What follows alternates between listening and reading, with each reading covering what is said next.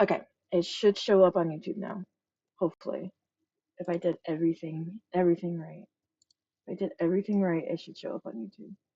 Hey,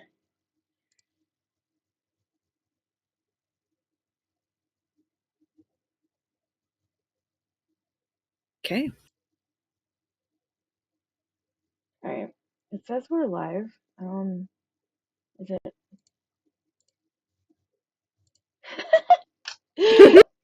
I just like unmuted the video on YouTube and it just like played back the live broadcast and I'm like, I don't like the sound of my own voice on a recording, so I'm just gonna mute it from there. So I thought I was being careful today because I was like, I'm gonna do some reading because I cannot not read the book I'm reading right now. And it was like 2 o'clock. I told myself I would stop reading at 2, get on, find inspiration for this stream to draw, and then because I have a basic idea of what I want to draw, it's the inspiration for what exactly within that theme I want to draw, because there are several. Mm-hmm. And I got on at 2 and I was like, shit, I meant to watch this YouTube video that Whitney sent to me, and I didn't do that. And then I was like, and then there was something else I had to do too that I was like, well, shit. And I was like, damn it, I'm not quite as prepared as I thought I was. And now I had no time to look for inspiration for today's stream. So that was Just par for so the course, I suppose. right. Oh gosh. So not me just looking through photos to try and give myself inspiration, I guess. Well, if it makes you feel any better, I had a story to tell you, and about a half an hour ago, I completely forgot what that story was. Well, okay. Yep. Fantastic. So, who knows? Oh shit. I lost my pen. I'm sure it wasn't good, and it had no relevance to today's stream topic whatsoever. Right. It's okay. I'm sure it did. Oh The no, it very had absolutely nope. just zero relevance to today's. Okay. Mm-hmm. Okay. Yeah. I mean, isn't all of our pre-streams like that though? Where Yeah, it's just yeah. It was just gonna be one of those quippy anecdotes from my life, my sad little life.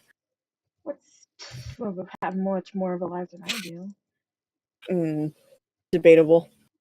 Mm, Hey, nah. did you get any of that snow yet? It's not supposed to start until tonight. The clouds have certainly moved in for sure, so Mm-hmm. it's just a waiting game at this point now, which I Yeah, suppose the is fine. clouds moved in here last night. It was windy AF Is here that why last you night. is that why you lost internet connection? I'm not sure. Oh, I just know that outside my window, I heard the wind chimes going all night. all night? Oh, All night. It was very windy. And I'm sure it'll start up again tonight. It's supposed to be um, very cold all this week, and then next week it's supposed to get extremely cold. yeah, we're supposed to get like some extreme cold outrage too. All right, well, I don't know how this is gonna go for today's It'll be an stream. experiment. All I knew today's stream was gonna be an experiment, regardless of where I was gonna go with it, because I'm doing something that I normally don't do in stream, which means there's no guessing for Oh, today's goody. stream. Okay. Um, so I'm just Thing new. That's okay. That's a stream full of new things. I just don't know where I'm gonna go with it, I guess. I have an idea. I'm looking at a picture I really enjoy, but whether or not I can implement something similar to this will be a challenge upon myself. So, Challenges are always good. Oh, and it's a large photo. Oh, it's a hella large photo. Oh, I could just refer to this photo the entire stream. It'll be just fine. Me every stream. Oh gosh. Okay. Well, that's good to know at the very least. Oh goodness. Okay. Let me just change my.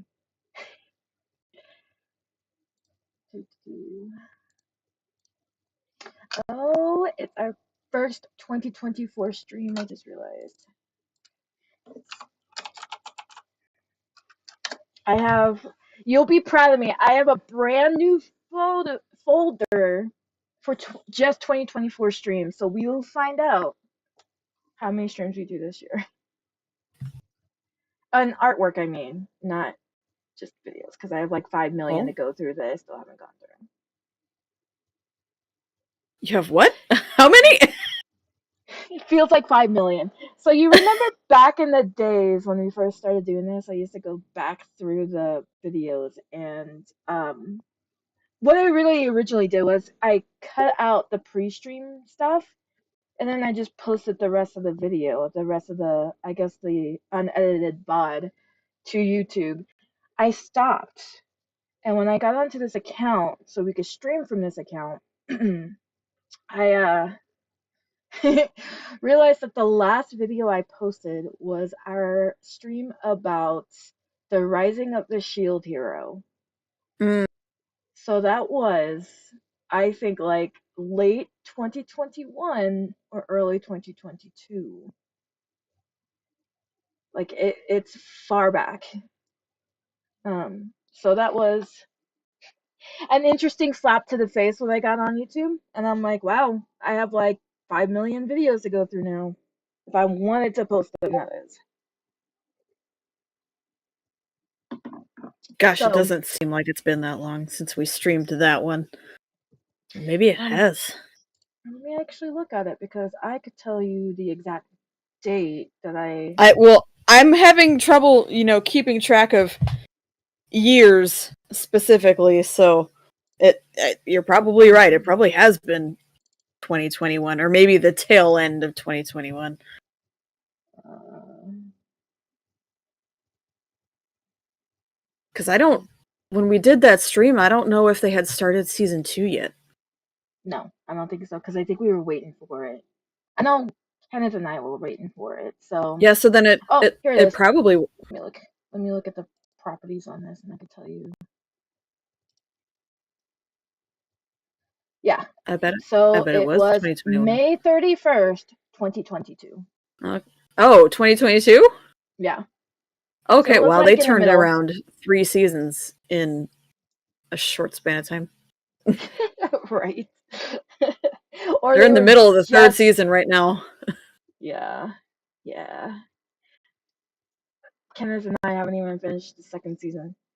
So I don't know what that says about our. I just don't watch nearly as much anime as I used to. Yeah, a lot of Anyway, stuff going on. shall we get started, Jesse? Yeah, let's do it. All right, everybody. Welcome back to the Panel Protagonists. I'm Melly. I'm Jess. We are back to our regularly scheduled streaming, which means artwork. It feels like forever, but Well, I at mean, it was least a whole month, so that's a long I mean, time. well, it's only been like a couple weeks since the last time I drew anything, but this one has a theme and we have topics. So it's our regularly scheduled streaming program. I'm glad to have you back, Jesse, and I hope your Glad vacation to be was back. relaxing at the very least. Yeah, As much as it could be, anyway. parts of it were relaxing. So, yay! Which means we can jump into the thing that we've all missed, I'm sure. But before then, there is no guessing game today, you guys, because the thing I am drawing is not par for the guessing. You could throw words out there about what I am drawing, but it's probably gonna be like the basic answer that's correct, or no answer because everybody will be wrong. So, with that, I'll turn it over to Jesse for Jesse's breaking news. So, surprise, no breaking news segment today. Yes. It's How only dare been you. 1 week into 2024, and we've managed to not blow up the internet or leak any secret documents via the Thunder Reddit, or have any TikTok challenges kill a brainless teenager, or or anything like that. The only thing that happened was that Bobby Kotick did the thing that he told us he was going to do, and he retired from Blizzard, Activision Blizzard. So yeah, that I didn't feel the need to have a long drawn out segment today on nothing. So we're just gonna jump right into today's topic. But before we do that, guys, you may have noticed we're not on Twitch today. And Or if for the you've last been, couple of streams. yeah, and if you've been following us for the last 2 years, that's a little different. So we're Just a trying tad out, bit. yep, we're trying out YouTube. We're going to give it a go and see how it works for us quality wise, see how it streams for you guys quality wise. And so if you happen to pop into chat today while we're live, or if you happen to watch this back as a VOD, please give us your feedback. We would really like to know, how the video quality is, how the audio quality is. We want to know, for comparison's sake, if we should continue on YouTube, if it'd be worth it for us. So let us know. We appreciate it. Anything else on that before I get going? Drawing, Drawing. computing, cannot compute. Okay. Well, our topic today, guys, is James Cameron's Avatar. Melly wanted to do this one. I did, Yeah. because I had recently watched the second one, and I'm pretty Yeah. happy about it. So we've now both seen both movies. Do you think you remember them pretty well? Yeah. Oh yeah. I So loved both of good. them. So, and it's been a while since I watched the first one, but I could tell you that there are key things in the first one that I still remember to this day, even though it's probably been like years since the last time I watched the first It had been a while Avatar. since I'd seen the first one too, so I actually watched it before we went to go see it in the theater, just to kind of catch myself up. And then I wound up having to explain most of the first movie to the two people I went to go see the second movie with, because they didn't Wow. remember anything. Jeez. Okay. Yeah. So that wound up being a good thing that I watched it because I had to regurgitate it. So The best way to remember is when you have to teach it to somebody else. I know. So before we kind of dive into our favorite aspects of these two movies, you guys probably know by this point I love movies, and so I'm gonna just give you guys some fun, perhaps well-known, perhaps less well-known factoids. Factoids, tidbits to brighten up about your the gloomy days. development. Yeah, and we're gonna start actually, just in case you haven't been to a movie theater in 10 solid years, with a really short synopsis of what these two movies are about. And if you think any of this is inaccurate, Millie, you just pop right in and you let me know, because I did this from memory before I watched either one. Okay. So, James Cameron's Avatar is a series of films about Jake Sully, an American Marine paralyzed from the waist down, who finds himself with an opportunity to live a new life as a Na'vi, a newly discovered alien species on the planet of Pandora. A human mining colony is established on Pandora to mine a precious metal. I can't remember what they called it. It was like it wasn't uranium. Yep. It started with a U though, I think. Did it? Okay. I'm pretty It's sure. not all Don't that quote important. me. They mention it, I think, one time, and then they never mention it again. Well, so in the movie they mention it in quite a bit of detail, but they don't really. I don't think anybody in chat can jump in to correct me on this, but I don't think they actually gave any significance as to what this precious metal actually did, other than maybe being an alternative source of fuel. Because I do not remember them saying, this is what we're using this for. We just want it because it's valuable. Yeah, they also say that. So I don't think, like I said, I couldn't remember. So Yeah. yeah. Anywho, conflict ensues with the Na'vi leading Sully into a battle for the survival of the planet.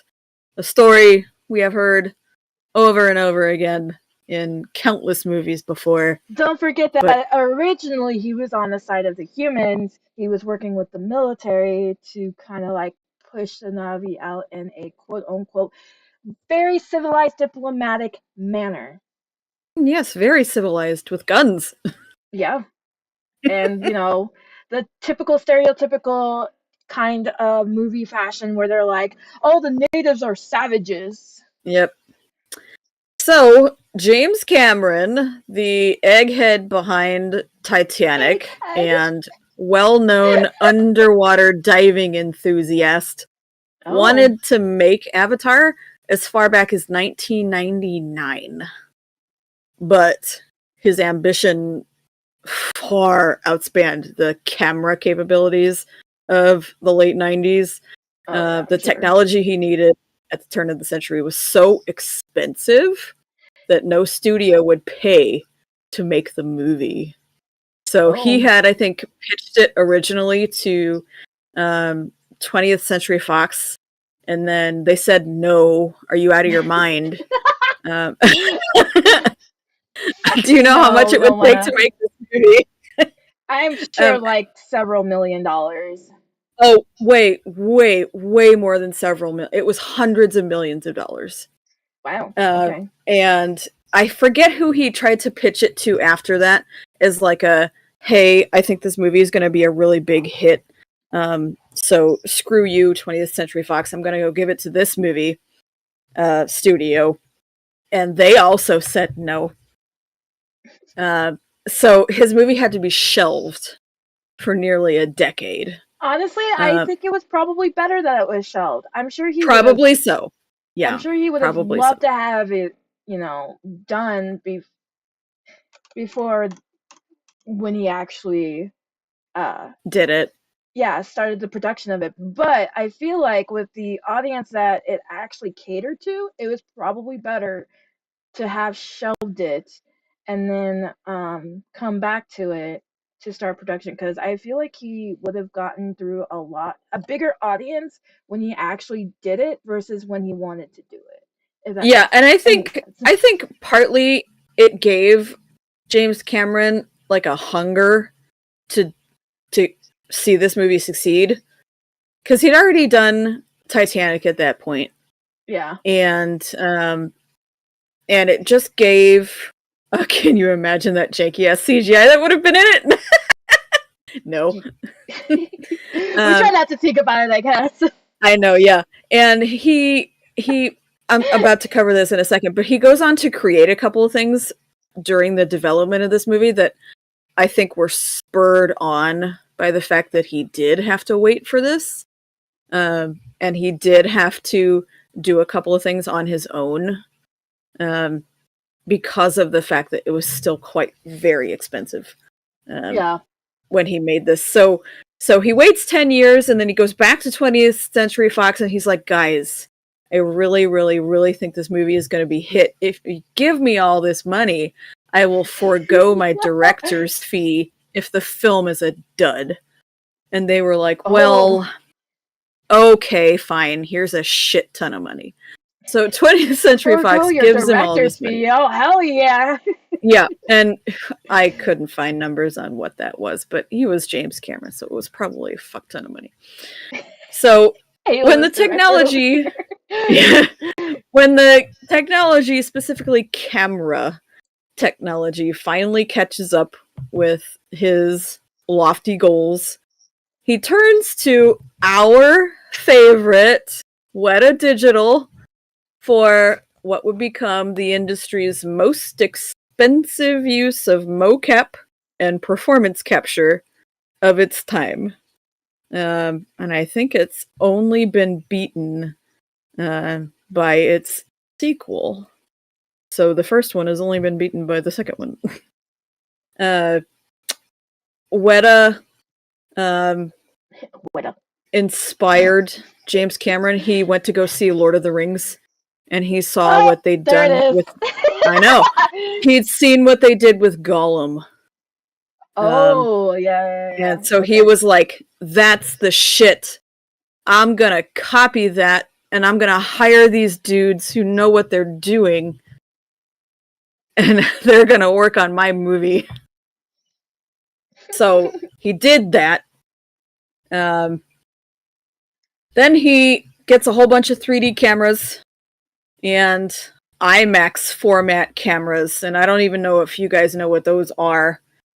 They're incredibly expensive. They're like the most expensive cameras you can get for movie production right now. They're massive. And because they have to film cover like what, a 360 view? And the film reels that you can produce with these movies are something like 4.5 feet wide. They're huge. Jesus. I know. My God. How do you move that thing? By a truck? I don't know. It's just like a dump truck just moving across the set.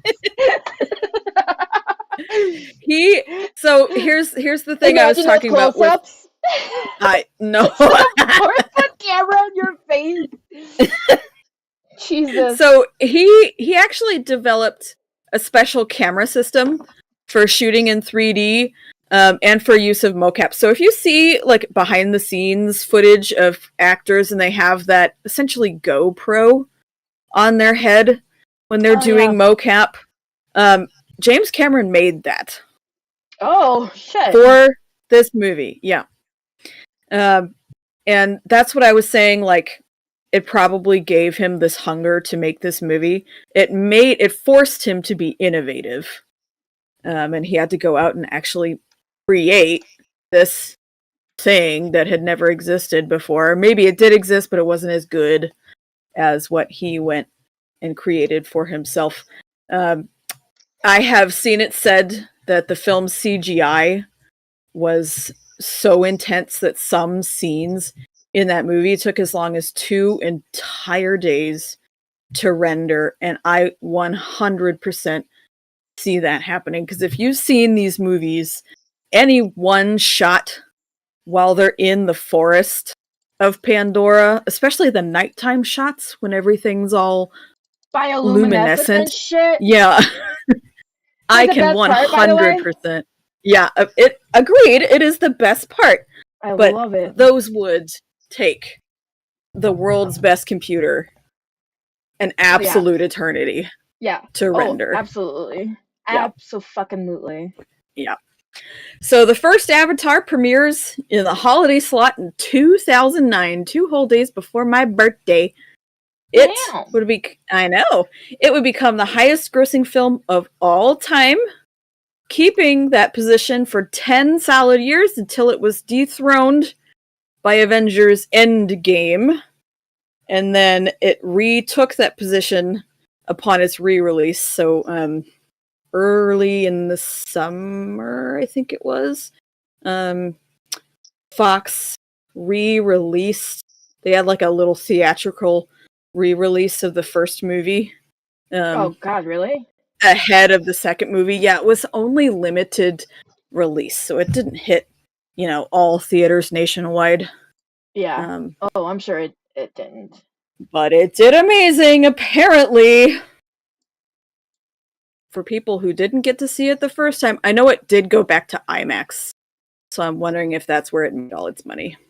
Oh, yeah, probably. I never did go see this movie in IMAX, did you? No. I thought about it. IMAX movies were were more expensive than like your regular standard movie rates. Yeah, I thought about it, and It probably would then, have been cool. well, I thought for a second, and then I was like, this is I a thought for a really second that's all it long took. really long movie. Oh, And hey, we got a then, new subscriber. Thank you. and B, I think I would have been overwhelmed by watching this movie in IMAX. Well, I mean, because IMAX isn't like just your one 2D screen in front of you. It's a 360 screen. I think that's probably why I really like going to the Science Center in St. Louis, was because their Mm-hmm. IMAX theater, you had to like actually be engaged with the entire theater in order to actually take in the sights, the music, and the general ambiance of what you were watching. And that's why I like IMAX so much. So yeah, I could absolutely imagine that it was overwhelming, Yeah, or I would would be have been overwhelming with this overwhelmed. movie. Honestly, if I had the money, if I could, I would absolutely watch Avatar on IMAX. I would love to experience that. If nothing else, to say A, I did it, and B, it's a fucking 360 screen. To imagine Pandora alone, just Pandora, not like specifics on Pandora, like the Hallelujah Mountains. No, I'm talking just in general scene would be, oh my god, it would be gorgeous to Mm-hmm. witness that in IMAX. So Well, yeah, there's no arguing that it wouldn't be gorgeous and amazing, but wow, it would be a lot. it would be so much. Um, just James Cameron's Avatar, just both movies in Yeah, general. yeah, I we're have a talking preference for about. one or the other, but we'll talk about my preferences later in this stream, because I'm gonna go on for days about it. Yeah, we're talking about the two theatrical movies, not the animated series that is completely different. The animated series So, is also very fantastic, but it's not what we're talking about in this stream, unfortunately. mhm. We might as well talk about our favorites now because we're about to get into the themes. And while the major themes of the two movies are mostly the same, Yeah, the second one introduces a couple of different themes that the first one doesn't explore maybe quite as much. Um, so let's just start with your favorite since I already know what it is. um,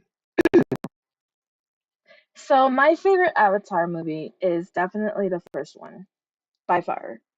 And I think it was because the overall plot of the second movie didn't really hype up what I was expecting from it, I guess. And maybe it was because I didn't really have much to hype up on the second movie for it to make a difference on my opinion of it. But Hmm? the first movie held more of a um impact emotionally than the second movie did. And that's why I prefer the first movie over the second movie.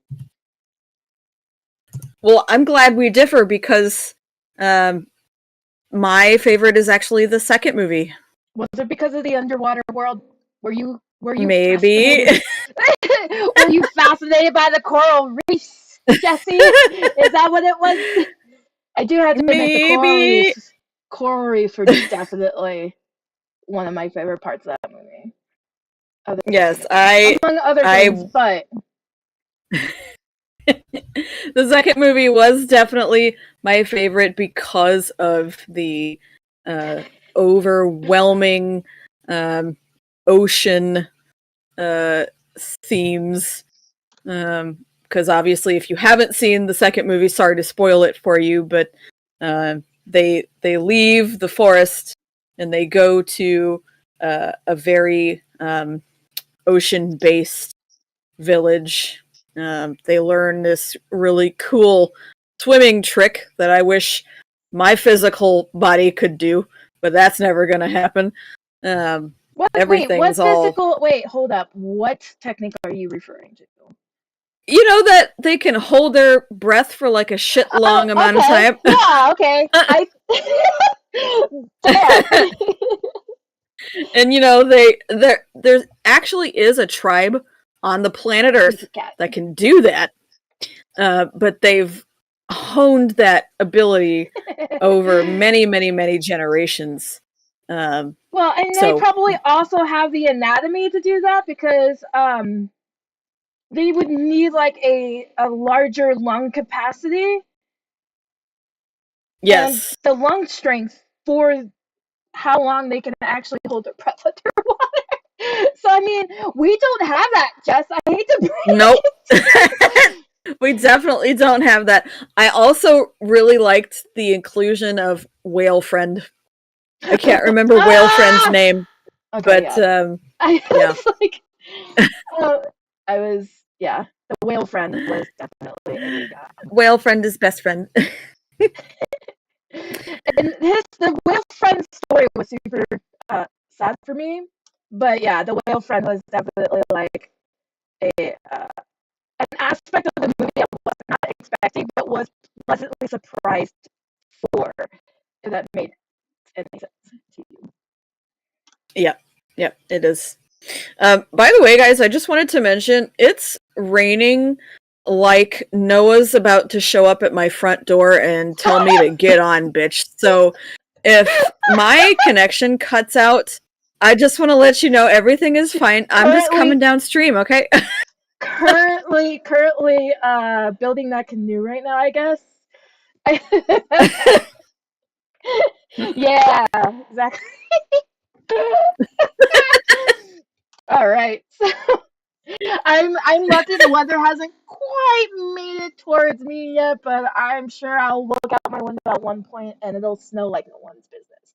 So Yeah, yeah. It's been like torrential downpour since about 9 a.m. here. And it hasn't stopped yet. So I'm just kind of afraid I'm going to look out my window and you'll there's be going to be a boat in underwater. the backyard. There'd just be a water. Yep. No. I did the Anyway, unthinkable again and drew on the what? wrong layer. Like a How dare ding you? dong. I know. I know. It's absolutely a travesty. I won't deny it. But maybe this was an opportunity for me to actually change a couple of things that I messed up on anyway. So maybe it was a good thing that you know. Anyway, you were saying. Yeah. So, let's talk about some of the major themes. Yeah. Yeah. Okay. Which one do you want to start with? So, basically, we've picked out four major themes from both movies, and we'll just talk about each one because I think there's enough to talk about here. Oh, there's a And they're ton to talk about with both movies. yeah, and they're pretty prevalent. I mean, there's no getting around at least three of these. Oh yeah, So there's the ones we picked no out way. are self-discovery, imperialism and war, environmentalism, and family. So Family what is should we start with? okay. Let's just start with family because I just said it Okay. and now it's in my mind. So family Okay. is a recurring theme in both movies, more so in the second than the first. I feel. Yeah, Um, definitely more so in the second. but it's a really important structure in the movies because it shows the sacrifices that the main character was willing to make for family and how family structure was important in the overall development of the plot in general. Mm-hmm. So, family was really, really important in both movies. And in the Yep. first one, it wasn't really catered to the main character, Jake Sully, so much as it was catered more to Nitiri and her people. And that was also important because it shows how family and community wire the overall structure of the village or the tribe clan um, versus like where Jake Sully is from, aka our world, where it's like there really isn't or I should say, not necessarily world, because there are communities and tribes, villages and cities and towns that have that kind of community based mindset where they're all family and there's that kinship. But when we're talking about places like in the US, like Los Angeles, New York, St. Louis, even like smaller towns than that, don't have that sense of community. They don't have that sense of kinship. So to have that shown, I feel like brought out a lot of emotional response in a lot of people who watched the movies, or the first movie. I'm sorry. So family was a really important factor in the movies. Hello, Mimi. What are you doing? Okay. While she's distracted by the cat, I'm just going to pop in here and say I do think it was it was given to Sully a little bit in the first movie with Sigourney Weaver's character, because he did have a little bit of his own kind of tribe going on there with Oh the yeah, couple of people that were in that trailer with him. yeah, And absolutely. it's pretty easy to tell that Sigourney Weaver's character was going to be very important Oh yeah. to Sully, to the greater story, but to Sully specifically, that she was going to be a very important Well, character, because she did kind of slide into that mom role very easily. well, I mean, And imagine you're a good. scientist and you've been on a site. I'm gonna say a site for right now because for this it'll make sense. You've been at a site that you're doing your research on for years, decades even, and you can't tell me that that site, that environment is not your baby. And you would do, as a scientist, as a pure scientist, you cannot tell me that you would not treat your research site as, you know, your baby. Because as a fellow biologist in the making, if I was on Pandora studying the synaptic nerves of the root system of a forest and found out that they communicated that way, which, I mean, that is a topic that is running through our scientists right now with the trees of on our planet. Um, you could not tell me that you would sit there and just be like, yeah, the government can do whatever the fuck they want. You're gonna want to protect that. And you're going to protect that fiercely as a scientist because there's more to it than just a synaptic communicative uh, data that is going through tree roots. There's more to it, and she knew there was more to it. And the decades that she had spent studying that on Pandora is not enough time to really scratch the surface about that. So yeah, she's going to protect that fiercely. So it doesn't surprise me that she has more of a motherly uh personality type, especially with her subordinates, because I'm pretty sure she was the lead scientist, correct? Pretty sure. I'm pretty sure she was Yeah, the. I think she So was. she would also have a form of kinship with her subordinates because if they are like minded like her, like they were in the movie, she's gonna want to protect them too. So yeah, definitely mom type. I really enjoyed seeing the kids grow up in the second movie, and I found it a little off-putting, I guess, that Sigourney Weaver voiced the daughter in Oh, in the oh, second she movie. That did. was kind of weird. She did, and I couldn't not see Sigourney Weaver's face in that character the whole time. Once I did figure out that that was her, so that was Oh kind man. of a little uncanny valley So there for okay, that character. I have a thought about that because you're right, that would be a little off-putting. But consider, oh man, would that be spoilers though? Hmm. I The movie's been out long enough. I think it's fine. Okay. So when you think about how that character came to be, because she is not Jake Sully's biological daughter. When you think about how that character came to be, I have theories and thoughts. I mean, where you're going, um, it was just weird,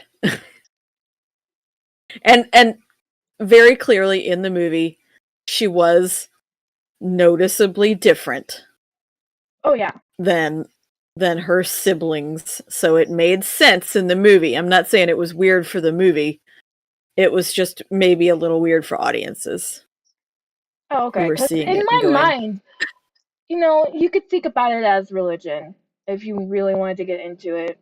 How, if you think about Christianity with Jesus being born from the Virgin Mary, right? And you think about this character in Avatar having the similar properties of being born from a quote unquote virgin, because the movie hasn't stated exactly how this was conceived, considering that Sigourney Weaver's character passed in the first movie. So you're just left with theories, and one of the possible theories is that it is actually religious, that Awa either reincarnated the character or implanted this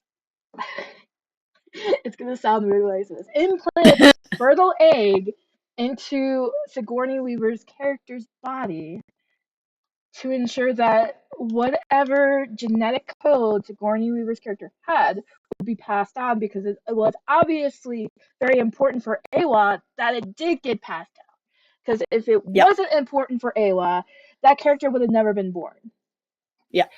And you can see it throughout the movie why this particular Miracle Baby was such an important character in the overall plot of the movie. And even at the end of the second movie, which is what makes me excited if they decide to do a third movie, is that there's Oh, so he's many already writing questions. scripts for 4 and 5. Oh God, okay. Yeah, Jesus Christ, James I Cameron, know. chillax. We're still processing the second movie. When you think about how the second movie ended, maybe you didn't know this. There was a bit of a cliffhanger when you really, I mean, a little bit. There was an obvious cliffhanger when you think about the Yeah. antagonist, but when you think about this Miracle Baby in specificity, there is a cliffhanger with her too, because there's obviously, painfully obvious, that there should have been more with her development, and you see it briefly in several scenes of the movie of her power, um her general interest in the land, like her mother did, right? So it makes me wonder, and especially this one scene where she meets up with one of the sacred trees. That was a very important scene for her character development.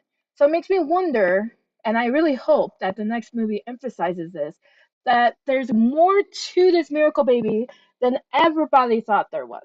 She is the Avatar. Master of Yeah. all elements. Next movie, she's bending fire.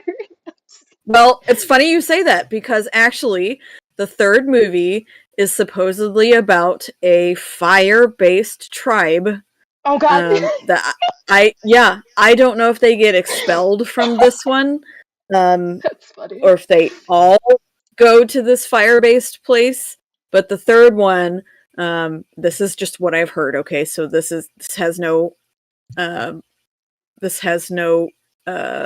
Like, confirmed okay, I evidence. was I saying don't, any partial evidence. but This is just yeah, theories. Okay, but supposedly the third movie is about a fire-based tribe.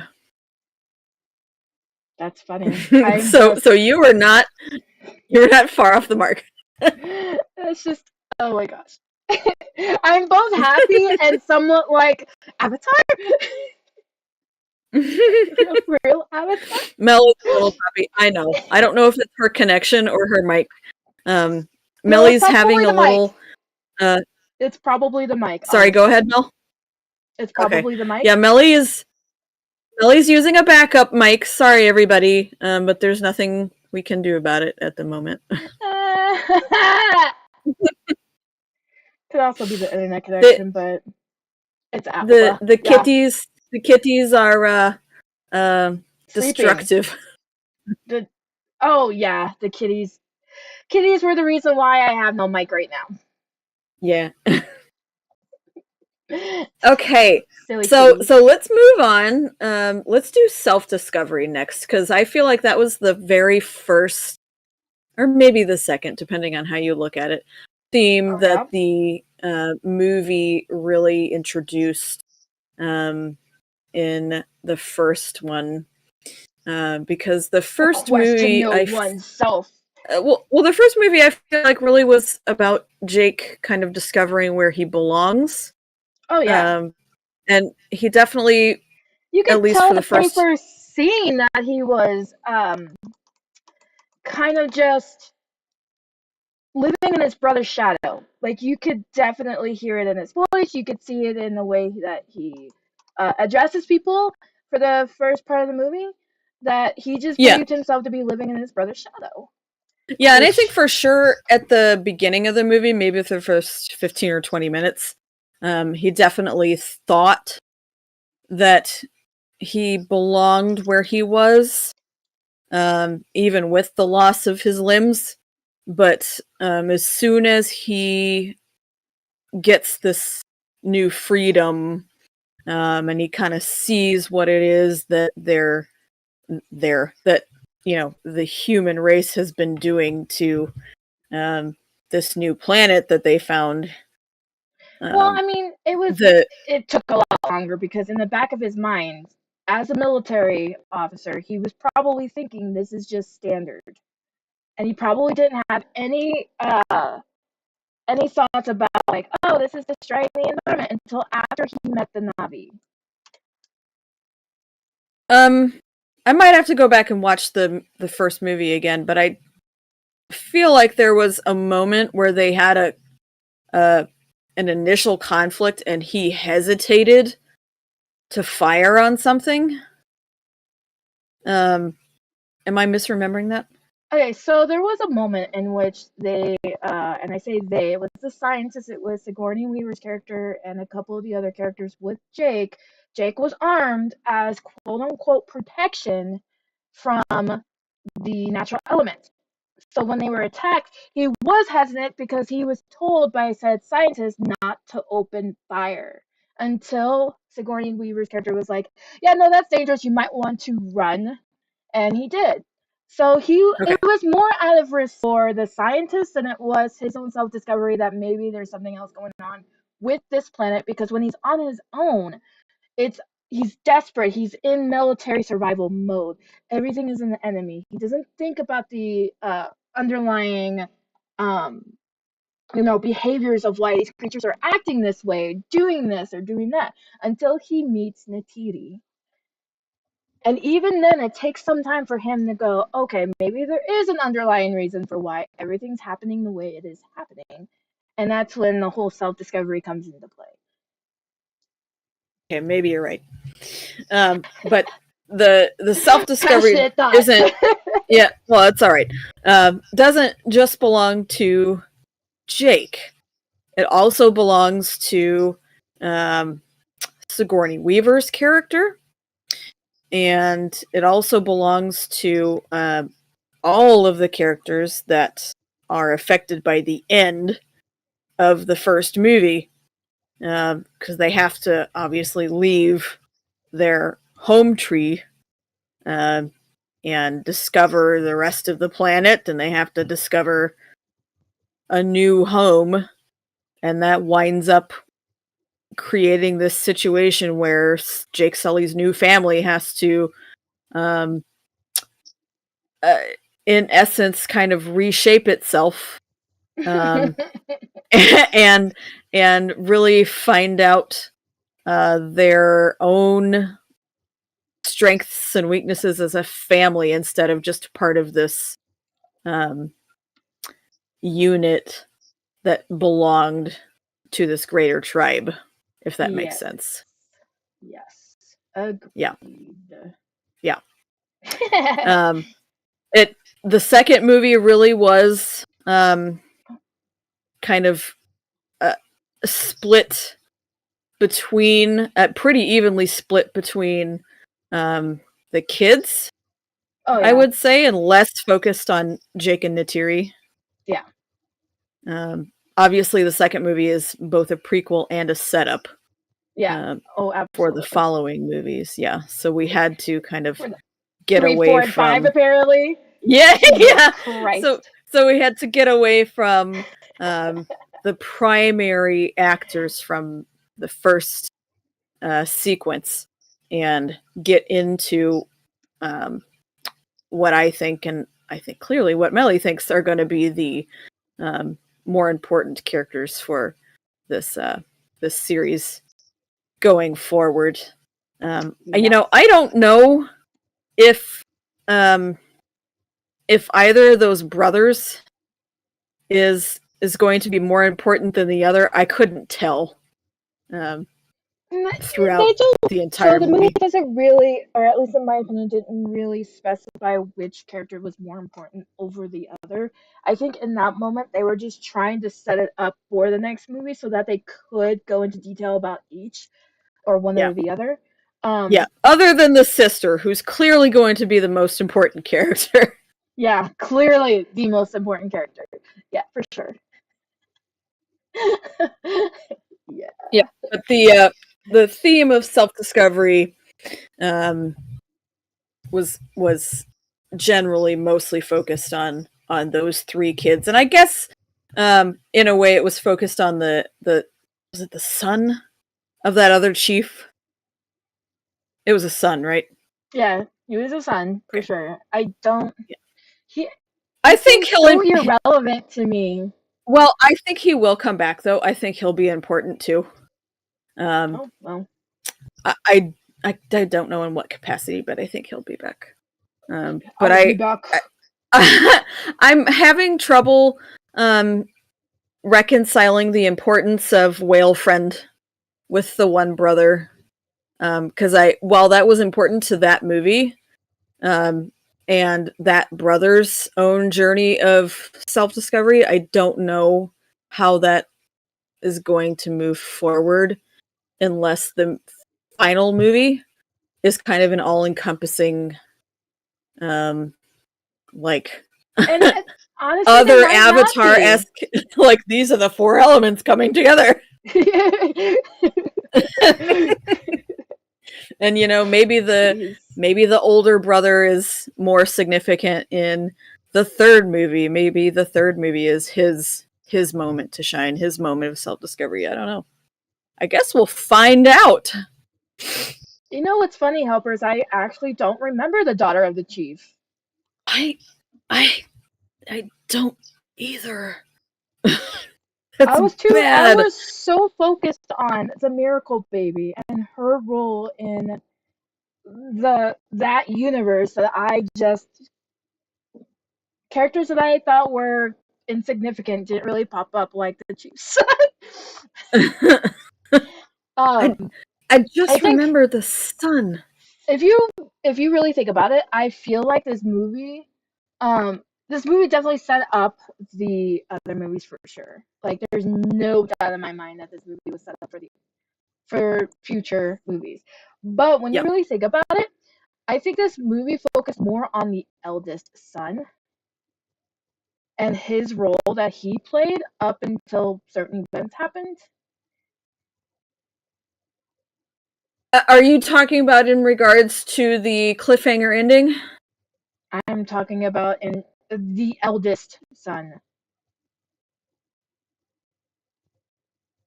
Um. the one who inexplicably and made me cry towards the end of the movie. Okay. All right, I'll tell you because I'm not gonna. No, no, no. It's okay. Well, okay, Helper, did you watch the second movie? Well, you had to because he talks about the daughter of the chief. But yeah, Yeah. yeah, yes, yes. That's what I'm gonna say because I don't want to give too much away. Oh, that's right. She was the one who taught Jake's kid. Okay, yeah, yeah, yeah. Now I Gosh, remember her. clearly I need to go see the second movie again. Yeah, apparently, like it wasn't recent enough. Apparently, I'm like not in the know anymore about it. Jeez. Oh, well, thank you, Helper, for telling us For about helping. this. That's two on the nose. Ah, yes, your username has quite come in handy now. Thank you very much. Shout out to Helper. Thank you very much. All right. We have two themes left. Which one do you want to do? Um, The only theme that I remember on there that was left, because obviously I wasn't paying attention when you said it the first time, um, which is normal for me, is imperialism and war. Okay, Because let's do that one then, nothing because makes we for a can. great movie than to call out the flaws and errors of imperialism and war. Yeah, we can end on environmentalism, and it won't be quite so sad. Yes! Okay, so imperialism and war. Two heavy, Uh-huh. heavy themes. Much heavier in the first one than the second one, but definitely in both movies. For sure. God. So that's actually what. So I'm one of those people. I don't know if chat can relate to me or not, but a lot of my favorite movies are surrounded by the errors and flaws of imperialism and war, and not because that I find it fantastic that there would be flaws and errors in imperialism and war, but because of the battles that come from it are just the cinematics of the battle in the first movie of any battle, pick your choosing, I was any going to battle say in the which first one. movie, um, was done so well, and especially the Hallelujah, the last battle. That was my favorite. I will always refer back to that battle when I'm writing, but I will always refer back to that battle when I am describing really good cinematography when it comes to war. But this movie really just kind of describes the greed that comes in with imperialism, because and of course we have Avatar: The Last Airbender friends in chat right now.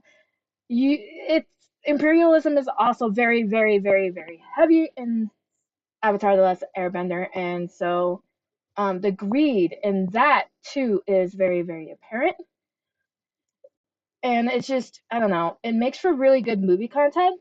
Whether or not it's actually as accurate as the movies proclaim it is a different story, that which I don't feel like FBI at my door for, so we'll just, you I know, think too it's it's a very human relatable yeah. thing, maybe one of the most relatable things Well, it's that you because, could like, possibly, and it's not just relatable, but it's communicable. well, yeah, You don't have to be from the same part of the world to understand. yeah, Um, it's because everyone it's taught, understands. it's taught in school, just war in general. And I mean, they don't say it outright that it was from greed, because why would they? That would put their country in a bad light. But even now, like with everything happening in our world currently, there you can see the greed, you can see the wars and how similar in a way it is with the movies that we watch today. So there's definitely a relatable aspect of these movies when it comes to the heavy topic of war. So it's not nearly as fantastical, which makes it even more relatable, and I guess in a way that much scarier. So we have a more of a deep-seated hatred for such things, and so when we watch movies like this, we're gonna root for the good guy, no matter what we do. Yeah, right. Yeah, I like swallowed spit the wrong way. I don't know. Maybe someone's talking shit about me. FBI is coming up the driveway right now. I don't know. My AWOS sex is Insert kicking that in. video. Get on Gotta the edit that ground. out. Get on the ground! FBI, open up! But, because, alright, I'm gonna take this. This is from a different fandom. But it's been circulating for a while on the internet about this. But the reason why, I'm gonna take it from Harry Potter, so no hate, please. But the reason why everybody hated Umbridge more than Voldemort was because Voldemort held this, like, fantastical evil notion, like, yes, he killed a bunch of people, right?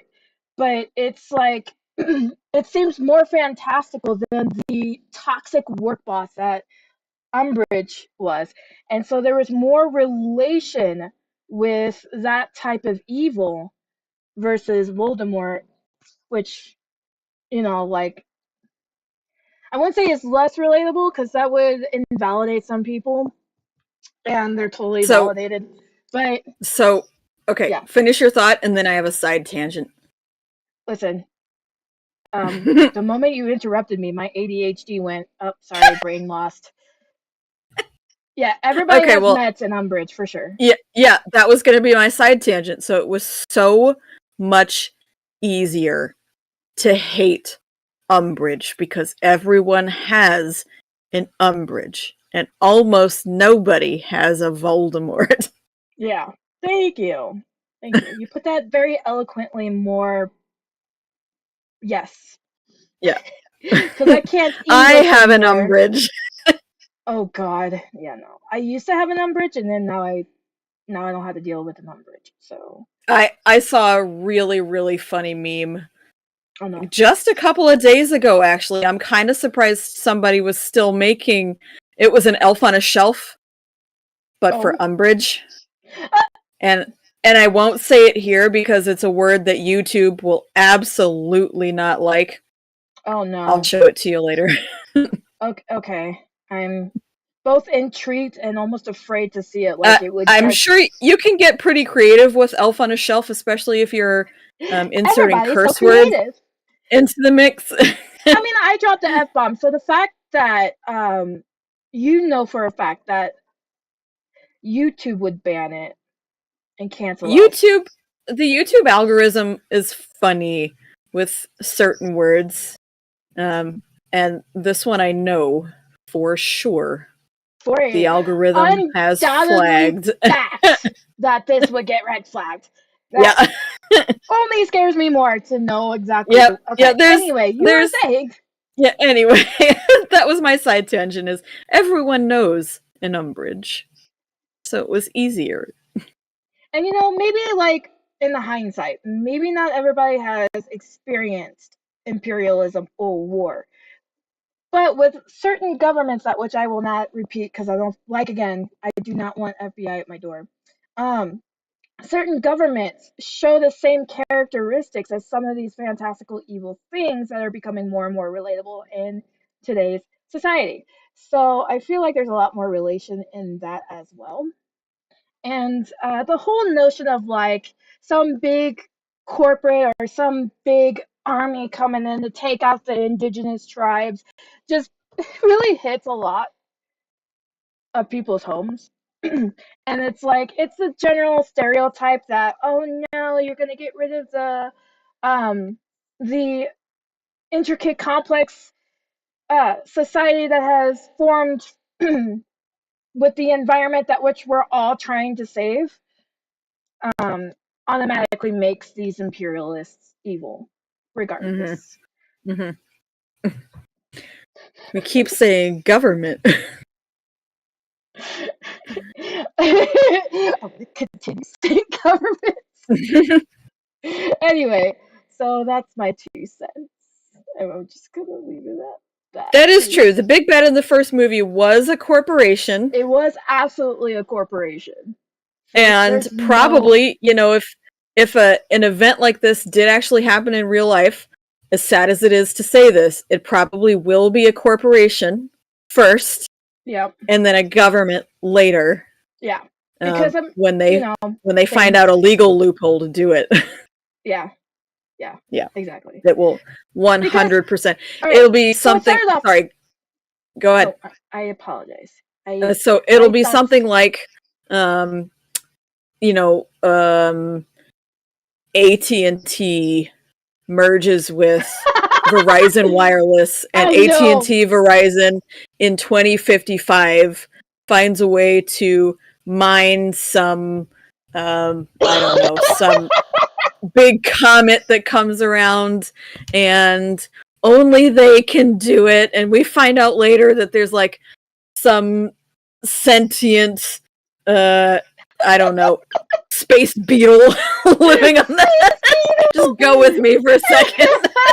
I'm It's getting gonna deep be rock something galactic like that vibes right because now. it's going to have to start small if it happens in real life. It's going to have to be something like, well, who gives a shit about this space beetle that no one's going to see? Honestly, It can't okay. talk. Hold up. You're talking about corporation. It started as a corporation, right? The big bad. But when you bring Mm-hmm. the military in, you have to argue that at that point the government's stepping in.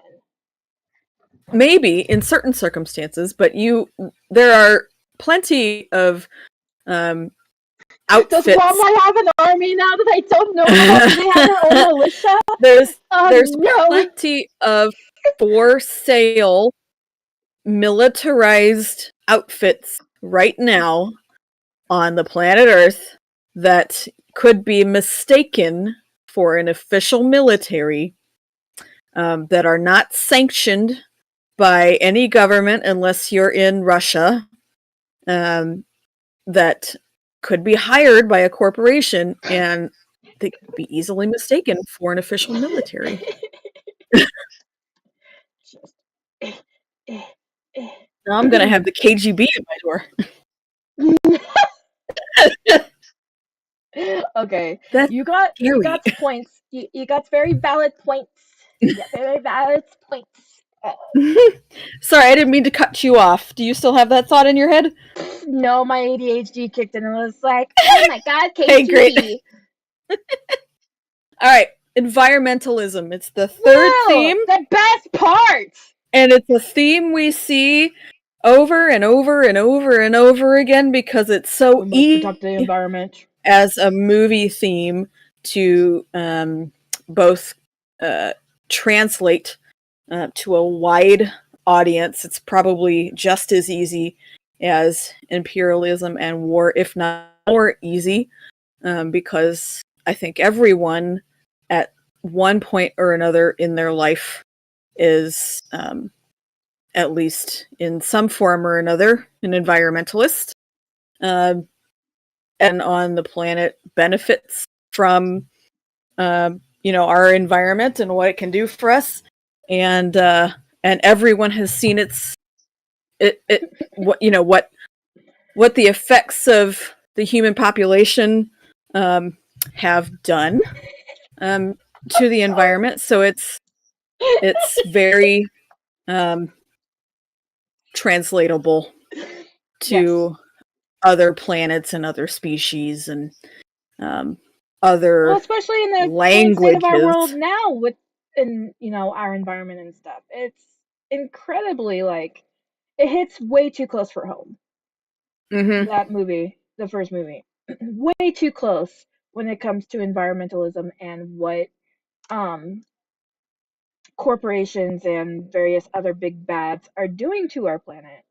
And seeing that in a movie where the big bad gets destroyed and the environment is saved is something that a lot of people dream about. As fantastical as it is, because let's face it, it is. Real life doesn't exactly have like a one great big battle where the environment wins and the big bad loses and the big bad has to like leave and not ever touch the environment ever again. Which we all, I'm sure, at some point we're like, I wish it would, but that's just not how it is. So to see a movie that has that, um, I don't know, it's nice. I don't exactly know how I would describe it because I don't have words to describe that kind of feeling, but it's nice. I really don't know how it's to a it's a very powerful feeling, and I think James Cameron does a good job Oh, for sure. of Um, transcribing what he feels as his personal feelings of environmentalism onto the big screen, because his obviously is more focused on the ocean, but he does have um, some outward um, environmentalist tendencies um, around other things as well. yeah, And he's got some very powerful Hollywood friends, very because of course he famously does. Leonardo DiCaprio, who is a strong supporter of several different environmentalist um, movements. That wouldn't There's surprise me. quite famously a video clip of him making testimony to Congress. I can't remember the subject of that testimony, but he has given testimony to Congress before about something environment related.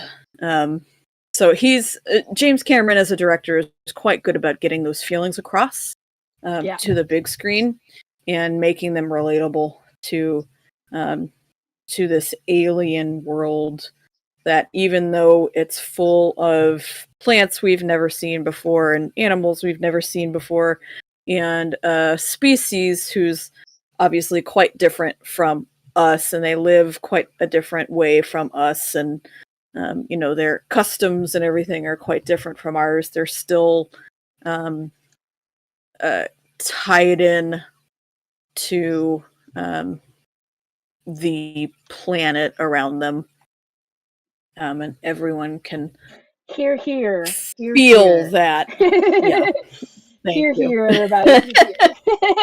Hear, hear. Lovely. Well put. Yep. Bravo. We had compared this series of movies a couple of days ago to some Studio Ghibli movies that you Oh? and I have both seen. Do you remember when we were talking about the major themes and I had said it's like Princess Mononoke? Oh, Um, that's yes. Oh, yeah. yeah, Yeah.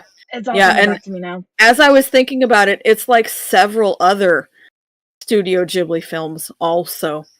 Um, Nausicaa of the in Valley of the in a Wind. yep, and the not the last movie he did, but the movie before. I haven't. Um, I'll admit it. I really haven't watched any of Studio Ghibli's like more recent movies.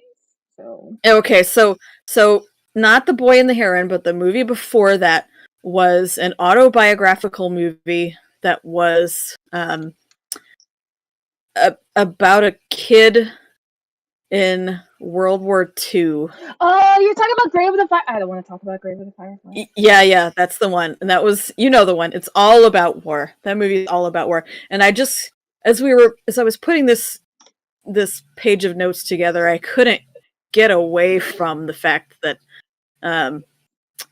they're so similar in their theming. I don't know if James Cameron watches any Studio Ghibli, but he's I wouldn't. spot on. I wouldn't put it past him to draw inspiration from a couple of different sources for his movies. To be quite honest. Yeah, I wouldn't put it past him either. He's never come out and said he's an anime fan or he's an animation fan. But I wouldn't put it past him. He's a very creative person, Yeah. so that Oh yeah. that would His I movies could see that definitely happening. show that. So yeah, I can absolutely see it too. It just struck me that And they're two, in two. particular those two themes, environmentalism and imperialism and war, are so overwhelming Mm-hmm. in these two films and in a handful of Studio Ghibli films that it's uncanny. Yeah. And to Yeah. anyone who watches Grave of the Fireflies, me Bring too. tissues? Me too. I Yeah. I couldn't look at Onigiri for like 2 weeks after that movie.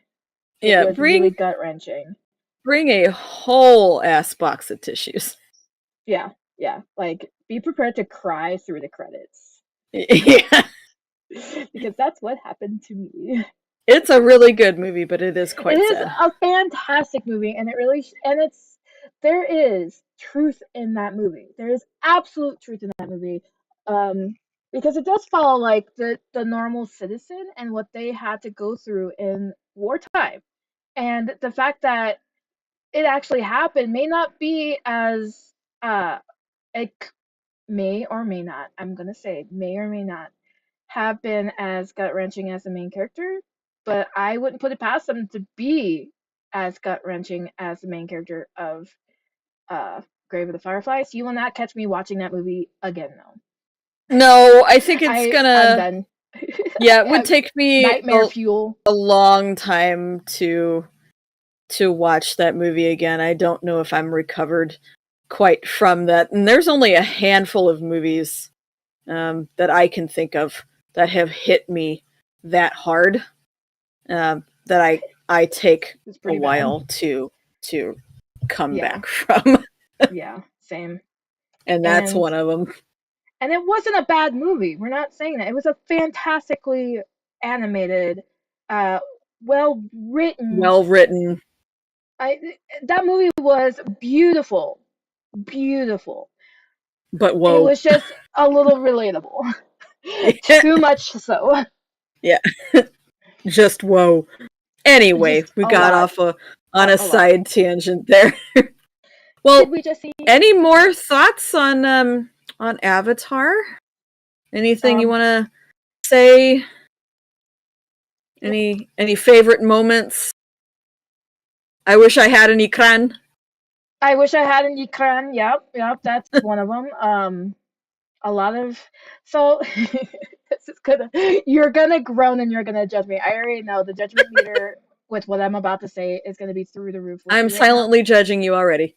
Um, so one of the stories I'm writing, the planet that I made up is strongly influenced and inspired by Avatar because it's one Sure, of you're my not alone. all-time favorite movies because I love environment. I love natural settings. I love the whole big bad uh taking out some like what they would underestimate as a small village or a small community and realizing that they estimated their or underestimated their abilities as warriors or whatnot. Um, just Well, perfect. I don't blame you. The place he made is really cool. The story he made is cool. The environments he made is cool. The creatures he made is cool. I think that's obviously why Ubisoft decided to make a video game on this whole thing. So Yeah, I don't blame you. Yeah. it's just it's another movie, or I guess even fandom now since there's more than one movie attached to this name. It's just it's amazing. It's well written. It's the scenes and the cinematography is well thought out and well executed in my opinion as well. So it's a really good movie all the way around. But if I'm gonna pick my favorite scene, it'll be the battle at the Hallelujah The Mountains Hallelujah Mountains. for sure. Especially the scene where Neytiri realizes that her prayer, or I guess really Jake's prayer to Awa was answered, and uh, that the climax of the battle really, and yeah, just I have a mm. favorite scene. I'd have to watch both movies again, I think several times to Several. pick out You're just gonna a be like favorite scene. notebook in hand, taking Well, notes. no, because here's the problem. I'm a very aesthetic person when it comes to how a movie looks. And is Um, presented. yeah, and so especially in the first movie, there's so much that is very aesthetically pleasing, um, and Just like and it would aesthetically be pleasing. really really hard for me My to eyes choose. agree. I mean, like, how do I pick one bioluminescent forest scene from another bioluminescent forest? Oh, so fucking pretty.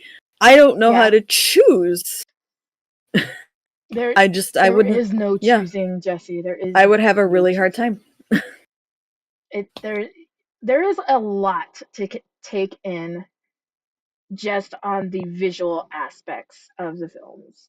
And if you go deeper than the visual aspects, then you have even more things to think about, and it can be overwhelming, especially if you're like me, and anything outside of just like one theme is overwhelming enough, then it's you know, then it's too much. It's way too much, and you're thinking, and your answers to thinking, you'll be like, "Oh, I forgot this happened," and you second guess your life, and then it's just a never-ending stream of despair. I'm just kidding. Okay. Anyway, All right.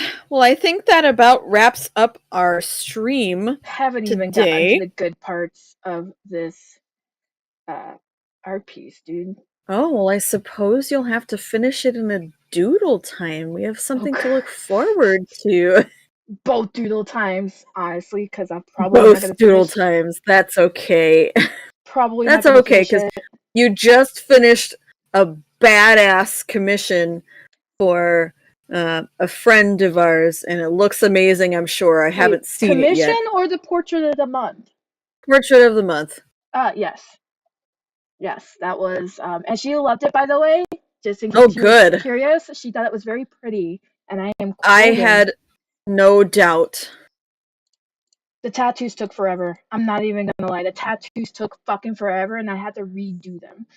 So I'm very Yeah, happy that she loved it because I was like, those tattoos took me 2 days to do. I had no doubt that it was gonna look good. I mean, I knew who the character was, so that was, yeah, That right was a off the plus. bat. That was a That good. was an absolute plus because let me tell you, for anybody who doesn't really follow me on Facebook or Instagram and seen some of my older pieces, a lot of my older pieces are the same. They're like the same structure, the same pose, the same eyes, the same nose, the same thing. So I like it took me all last year, and I'm still working because as an artist, you never stop improving, right?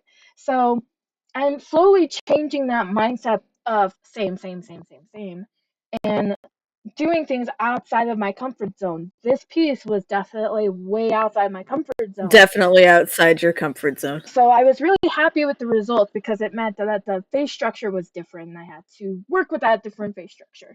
And the fact that it came out so nice for my art style was just topping on the cake. But anyway, that is neither here nor there nor related to streams. In that you just have to follow me on Facebook and Instagram to really see what's going on behind the scenes. So, Yeah. Well, Jesse, thanks for coming out, guys. Next week, we are going to be running down some of the upcoming Marvel shows that are set to be released for Disney Plus this year and possibly next year. Some of them are TBD, but I wanted to just kind of remind everyone that they're coming because there's only one movie on the slate for 2024. So there's only one it's movie. only one MCU movie for 2024. It's the best one. It's Deadpool, but there's only Okay, one. okay, I can get on board with just the Deadpool movie. It's probably the I only know. MCU movie I've So, probably watched now.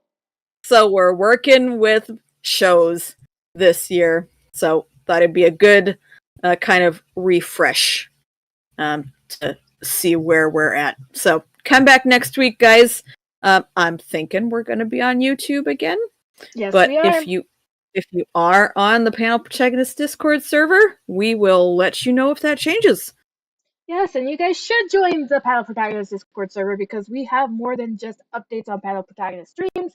We also have interactive chats, we have game nights and watch parties and doodle times, which we had mentioned, where I will inevitably be working on this piece and probably screaming into the void about how it looks for about an hour and a half until I grow tired and I have to work on it the next doodle time. So definitely come by. Jesse hosts watch parties on Wednesdays. Jesse, do we know what we're watching Wednesday since we finished off Log Yes, Horizon? we just finished the first season of Log Horizon. So next week, we're going to be starting season 1 of Jujutsu Kaisen. Oh, I made fascinating. that executive decision myself. And that is okay. So definitely join. There are bot games as well. We have one currently that is both competitive and wholesome. And if that doesn't compute in your brain, it doesn't in ours either. It doesn't make any sense, but that's okay. But that is exactly what it is. It is both competitive and wholesome at the same time. So between all of that and the interactive chats, if that doesn't fancy your boats, the doodle times and watch parties, game nights, and other things that we do in the server might. So you should definitely check it out if nothing else. And follow me on Facebook and Instagram at Melzlog for any other updates, maybe even some art pieces that I'm working on. This will definitely be one of them as I continue to drag it out all week because backgrounds are the bane of my existence. And if you remember me saying that, overwhelming situations make me tired and I don't like thinking about them. This is one of those situations. So um, definitely come by or definitely follow me on Facebook and Instagram. If nothing else on Facebook, because I have Portrait of the Month, which is a monthly contest in which the only entry is to react to the original post. It gets you one entry. And you could be in the running for a portrait drawn by me of any character, person, animal, creature, whatever fancies your goats. And with that, I think that is it. So, Jesse, Yep. you got any last minute hajuperoos? Nope, I think that's it. All right. Well, everybody, we will see you next week with our upcoming MCU show stream. And have a wonderful weekend. If you are on the West Coast, good luck this weekend. If you are in the Midwest and East Coast of the United States, good luck next week. So, with that, we shall leave. Panel Protagonists out. Bye. Bye.